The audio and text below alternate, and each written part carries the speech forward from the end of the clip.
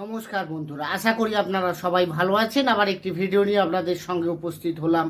আজকের বিষয়বস্তু মিথুন রাশির জন্য খুবই গুরুত্বপূর্ণ, কারণ আজকে যে বিষয় নিয়ে আলোচনা করব তা হলো মিথুন রাশির অক্টোবর মাস কেমন যাবে। হ্যাঁ বন্ধুরা, 9টা গ্রহের অবস্থান এই মাসে কেমন থাকবে সেই অনুযায়ী যদি দেখা যায় আপনার স্বাস্থ্য, শিক্ষা, প্রেম ভালোবাসা, বিবাহিত জীবন, ভাগ্য, কেরিয়ার, বিজনেস, এক একজনের এক এক রকম প্রশ্ন। হ্যাঁ বন্ধুরা, মিথুন রাশি ব্যক্তিরা তো বহু রয়েছে। কেউ কর্মক্ষেত্রে রয়েছে, তাদের প্রশ্ন একরকম।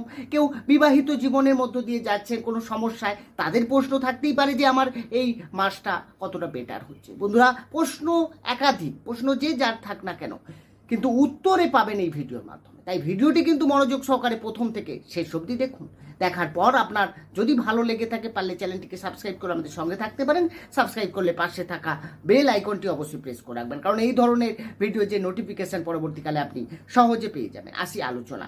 তাহলে যখনই অক্টোবর শুরু হবে, আপনার রাশি সাপেক্ষে গ্রহের অবস্থান থাকবে অনেকটা এরকম। অর্থাৎ আপনার রাশিতে থাকছে মঙ্গল, দ্বাদশে থাকছে বৃহস্পতি, চতুর্থভাবে রবি, বুধ, কেতু, পঞ্চমে শুক্র, নবমে শনি, দশমে রাহু। বন্ধুরা, গ্রহের অবস্থান যা থাকছে সেই অনুযায়ী যদি দেখা যায়, প্রথমে যে বিষয়টা আসবো সেটা হচ্ছে আপনার স্বাস্থ্য কেমন যাবে এই মাসে। স্বাস্থ্য বিচার করা হয় রাশির অধিপতি গ্রহের অবস্থান অনুযায়ী। রাশির অধিপতি গ্রহ বুধ, যে কিনা আপনার 4th হাউসে অবস্থান করে থাকছে।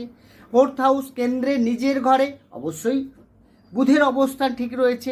আপনার ইমিউনিটি সিস্টেম অনেকটা স্ট্রং থাকবে, ফলে শরীর খারাপের সম্ভাবনা অনেকটা কম। কিন্তু মঙ্গল যেহেতু ষষ্ঠপতি হয়ে সে আপনার রাশিতে থাকবে, তার জন্য আপনার কিছুটা হেডেক, কিছুটা ক্লান্তিবোধ এবং আপনার কিন্তু অনেকটা একটু মানসিক প্রেসারের মধ্য দিয়ে অনেকটা আপনাকে এগোতে হবে। এ বিষয়ে আপনাকে একটু সাবধানে থাকতে হবে। এরপরে যে বিষয় আসবো সেটা হচ্ছে শিক্ষা।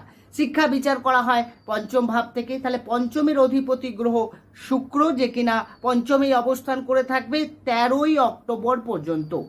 তাহলে যে বিষয়ে আলোচনা করব, অর্থাৎ ভাবপতি ভাবে থাকছে, তার মানে ভাবের অবশ্যই শ্রীবৃদ্ধি ঘটবে। তার মানে যদি শিক্ষা নিয়ে কেউ প্রশ্ন করেন যে আপনার এই মাসে এক্সাম আছে, কেমন হবে, বা আপনি কোনো কলেজে অ্যাডমিশন নিতে চাইছেন, কোনো কাউন্সিলিংয়ে অংশগ্রহণ করতে চাইছেন, কোনো কম্পিটিশানে অংশগ্রহণ করতে চাইছেন, তো বন্ধুরা এই সমস্ত প্রশ্নের উত্তর যদি দেখা যায়, তাহলে 13ই অক্টোবর পর্যন্ত আপনার শিক্ষা সম্বন্ধীয় যাবতীয় প্রশ্নের উত্তর পজিটিভ, তার মানে ভালো হচ্ছে, কোনো অসুবিধা নেই।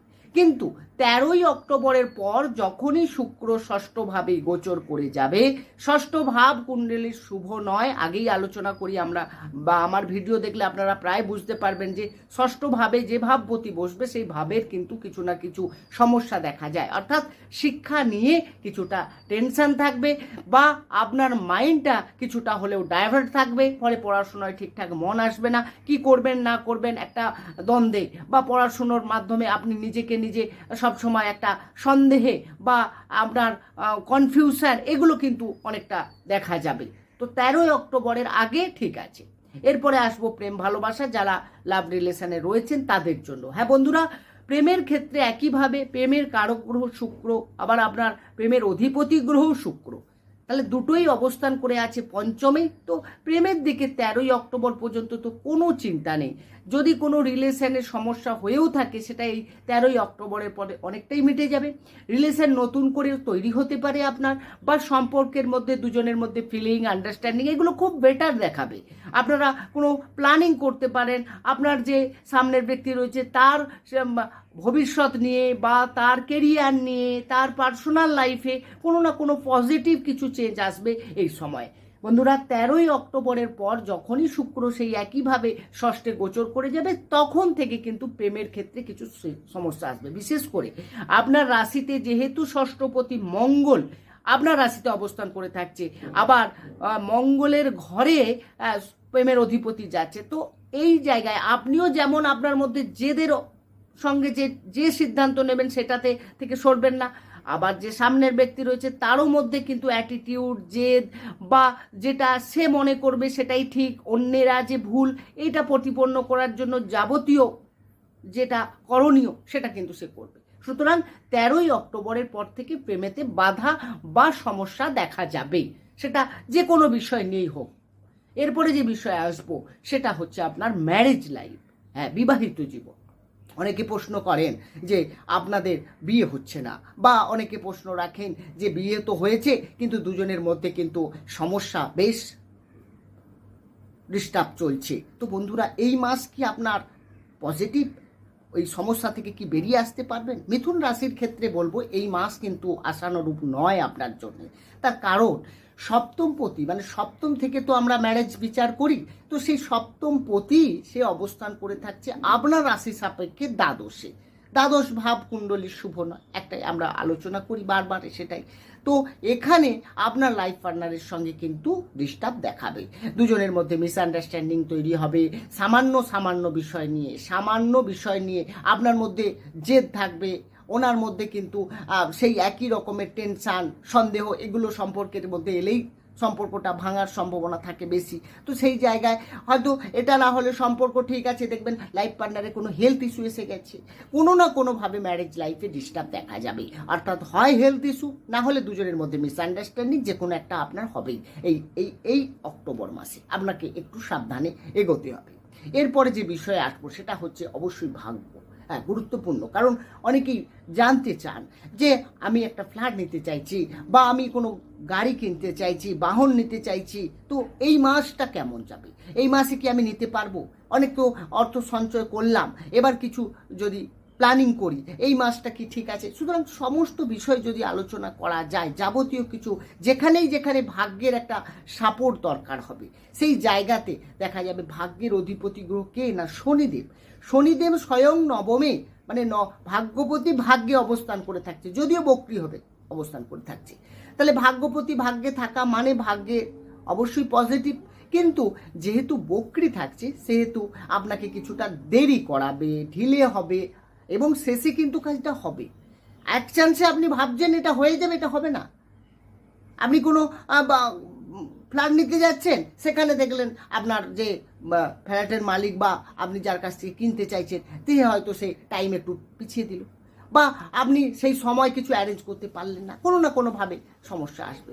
শুভ কাজ, মাঙ্গলিক কাজ যা কিছু আপনি করতে পারেন, একটু ভেবে চিন্তে করতে হবে। আখেরে কাজটা হবে কিন্তু একটু দেরি হবে, বাধা আসতে পারে, এই বিষয়ে আপনাকে একটু সাবধানে থাকতে হবে। এরপর আসবো কেরিয়ার, যারা চাকরি বাকরি করছেন সেই সব মিথুন রাশির জন্য। বন্ধুরা, চাকরি বিচার করা হয় বা কেরিয়ার বিচার করা হয় দশম ভাব থেকে। দশমের অধিপতি গ্রহকে না বৃহস্পতি, যে দ্বাদশে আছে, অশুভ অবশ্যই। আর আপনার দশমে তো রাহুই অবস্থান করে থাকবে বিগত দিনেও, বেশ কিছু মাস ধরে, আগামী মাস কিছু ধরে। এই যে মিথুন রাশির ক্ষেত্রে কেরিয়ার, অনেকেই মিথুন রাশি প্রশ্ন আমি বলেওছিলাম এবং অনেকে কমেন্টসে লিখেওছেন বা আমাকে ফোন করেও জানিয়েছেন, অনেকের চাকরির ক্ষেত্রে সমস্যা এমন হয়েছে কেউ চাকরি ছেড়েও দিয়েছে, এরকম মিথুন রাশি ব্যক্তিরা বহু রয়েছে। তো এই চাকরি চলে গেল, কেন চলে গেল? বা আপনি চাকরির ক্ষেত্রে ভাবলেন যে চেঞ্জ করে বেটার জায়গায় যেতে চাইবেন, সেই সময় গেলেন কি সেখানে গিয়ে আরও সমস্যায় পড়ে গেলেন। এই সমস্যাগুলো হচ্ছে এই গ্রহের গোচরের ফলে আপনার এখনকার যে গ্রহের স্থিতি রয়েছে কর্মক্ষেত্রে কিন্তু আপনার কিছুটা তো আনস্যাটিসফ্যাকশন, মানে অনেকটাই আনস্যাটিসফ্যাকশন থাকবে।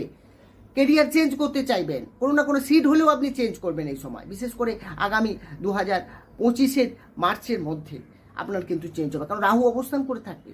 তো কর্মক্ষেত্রে মানে সমস্যা থাকবে, একটু সাবধানে এগোতে হবে। আপনার কথাবার্তা, আপনার জেদ, আপনি যেটা ভাববেন সেটা করবেন না, কাজের জায়গায় একটু অসুবিধা আছে, তাহলে আপনার কর্মক্ষেত্র নিয়ে যদি প্রশ্ন থাকে এই মাস কিন্তু খুব একটা ভালো চলবে না, আপনাকে সাবধানে এগোতে হবে।